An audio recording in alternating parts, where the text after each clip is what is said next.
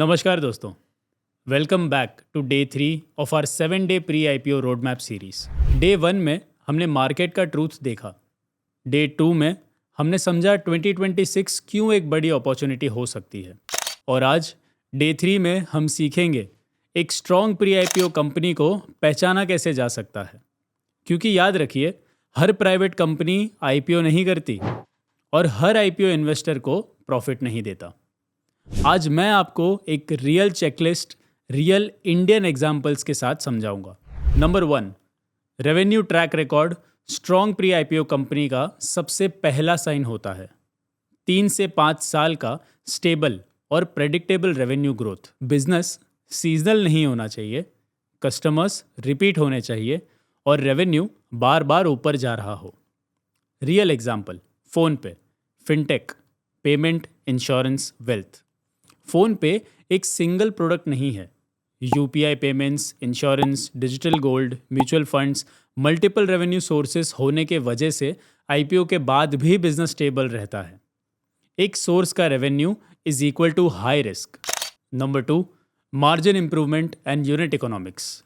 आज का मार्केट सिर्फ ग्रोथ नहीं देखता, लॉन्च से पहले प्रॉफिट का रोड मैप देखता है। Real example, OYO hospitality platform.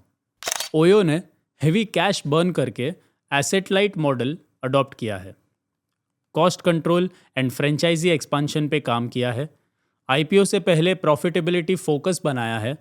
IPO price growth को नहीं, प्रॉफिट डिसिप्लिन को देता है। Large future market time. Strong pre IPO company वो होती है जिसके पास आज का मार्केट भी हो और कल का फ्यूचर भी। Real example, NSE national stock exchange, unlisted giant. NSE India का कैपिटल मार्केट का backbone. Trading, clearing, data services सब इंक्लूडेड। इसीलिए जब एनएसई का आईपीओ आएगा, ये सिर्फ एक लिस्टिंग नहीं होगी, ये पूरे स्टॉक मार्केट इकोसिस्टम का माइलस्टोन होगा। छोटी industry is equal to limited growth, system level company is equal to multi year wealth opportunity. Promoter and management credibility. Founder और प्रमोटर का पास्ट रिकॉर्ड फ्यूचर का मिरर होता है। Real example, Reliance Retail, Reliance Group, unlisted giant.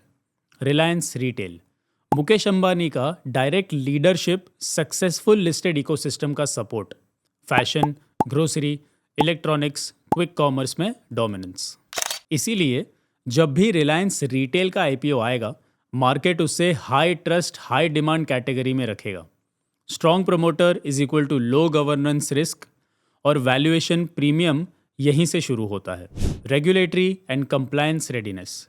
जो company IPO के लिए ready होती है, उसका लीगल स्ट्रक्चर क्लीन होता है, ऑडिट स्ट्रॉन्ग होते हैं, रेगुलेटरी सरप्राइजेस कम होते हैं।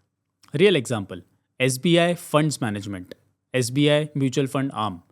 गवर्नमेंट प्लस एसबीआई ग्रुप का स्ट्रक्चर होने के कारण audits world class, compliance high level, investors trust is naturally strong.